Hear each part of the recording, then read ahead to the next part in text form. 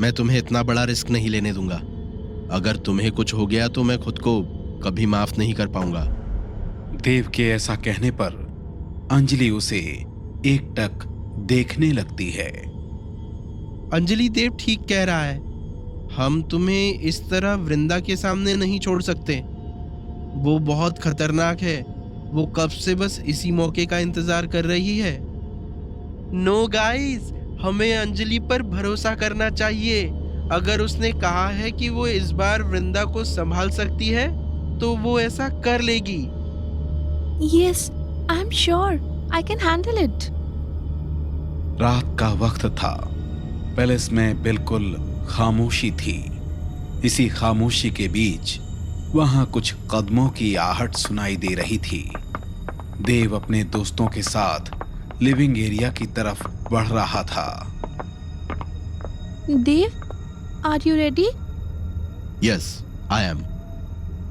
देव, remember, अगर तुझे कुछ भी गलत लगा तो इमीडिएटली हमें कांटेक्ट करेगा। हाँ यार, मुझे सब याद है, लेकिन क्या? मुझे अब भी लगता है कि तुम्हें अभी वृंदा से नहीं उलझना चाहिए। पता नहीं क्यों मुझे बहुत घबराहट हो रही है। देव, तू बस अपना काम कर। अंजलि खुद को संभाल सकती है। मुझे समझ नहीं आ रहा कि तुझे अंजलि पर इतना कॉन्फिडेंस क्यों है।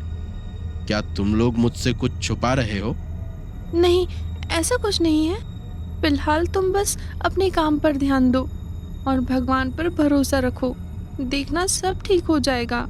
ठीक है, लेकिन मुझसे प्रॉमिस करो कि तुम सही सलामत मेरे पास वापस आओगी। मेरा मतलब हमारे पास। प्रॉमिस। देव हाँ में अपना सिर हिलाता है और वहां से चला जाता है।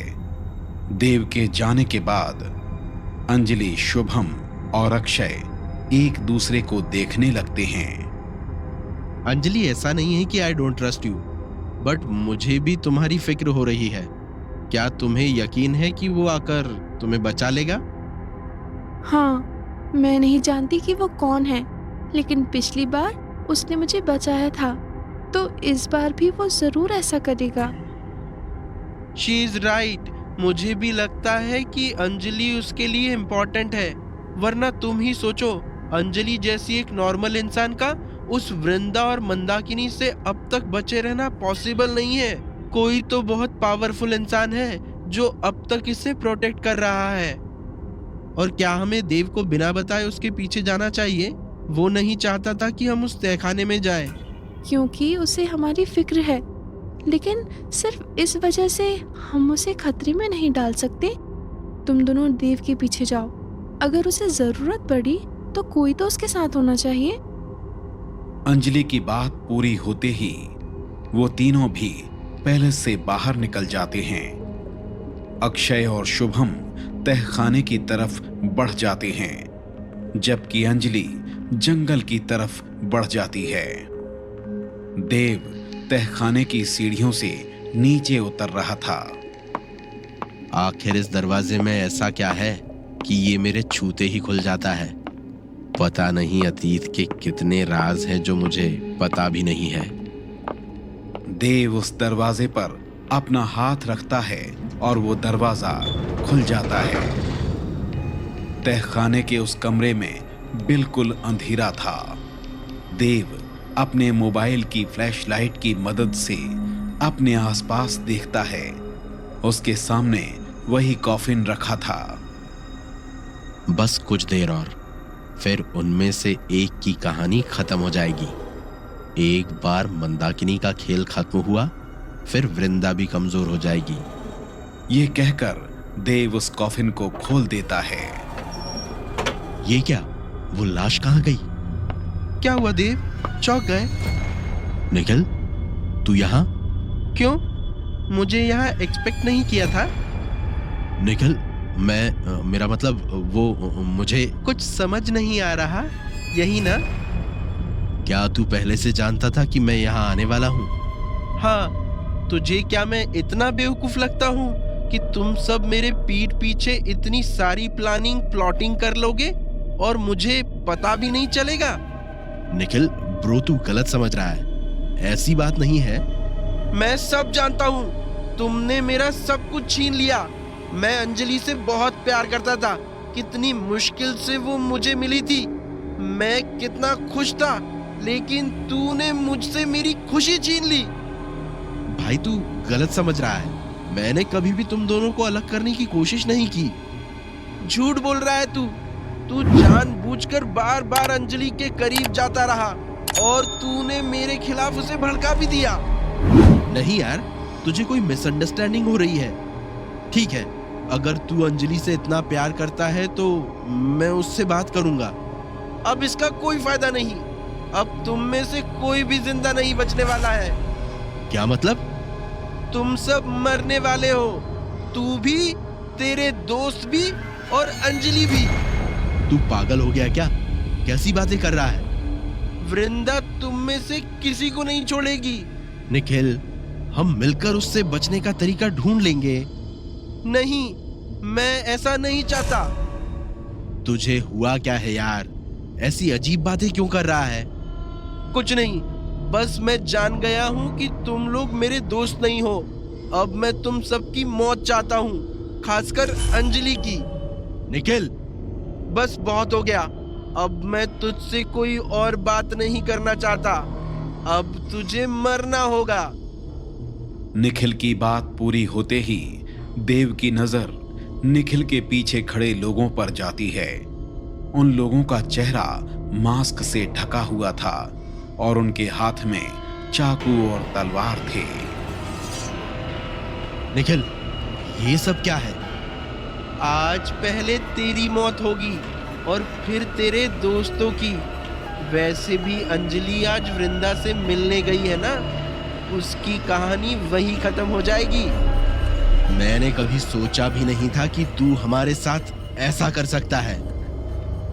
मेरी नफरत का तू अंदाजा भी नहीं लगा सकता। ये कहकर निखिल वहां से चला जाता है और वो लोग देव पर हमला कर देते हैं। दूसरी तरफ अंजलि जंगल के बीच उसी जगह पर खड़ी थी जहां कुछ दिन पहले उस पर हमला हुआ था। वो काफी घबराई हुई लग रही थी। मैं यहाँ आ तो गई हूँ, लेकिन क्या मेरे बुलाने पर वृंदा यहाँ आएगी? इसकी जरूरत नहीं पड़ेगी। मैं यही हूँ, तेरा ही इंतजार कर रही थी। तुम? क्या हुआ? मुझे देखकर चौंक गई? तू यही चाहती थी ना? तो ले, मैं आ गई। तुम ये कैसे जानती हो?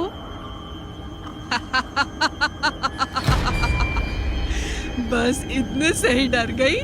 मैं ये भी जानती हूँ कि देव मेरी माँ की लाश को जलाने के लिए उस तहखाने में गया है। नहीं। वहाँ देव को ठिकाने लगाने के लिए तेरा वो आशिक निखिल गया है और तेरे उन दो दोस्तों को माँ संभाल लेगी। आज की रात तुम चारों की जिंदगी की आखिरी रात है। ऐसे नहीं हो सकता। निखिल हमारा दोस्त है। वो कभी देव को नुकसान नहीं पहुंचा सकता।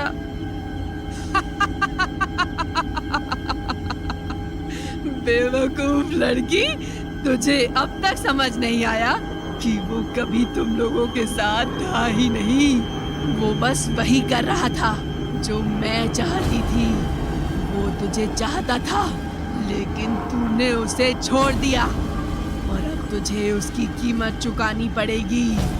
अब मेरे साथ मेरे मकसद में वो भी शामिल हो गया है। झूठ बोल रही हो तुम।